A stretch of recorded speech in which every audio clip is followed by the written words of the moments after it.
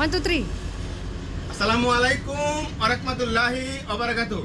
দেখেন আমার এক বোন, বাংলাদেশের বোন, উনি ডিএক্সএন বিজনেসটা আজকে উনি অনেক দিন যাবত করতেছে। সেই ডিএক্সএন এর বিজনেসের দ্বারা এরকম ভাবে সারা দুবাইতে, এরকম ভাবে সারা পৃথিবীতে বিস্তৃত হচ্ছে। এই জন্য তার মুখে থেকে শুনুন সেই ডিএক্সএন বিজনেসটা কিভাবে করতেছে। আপনি চাইলেও এই বিজনেসটা করতে পারবেন।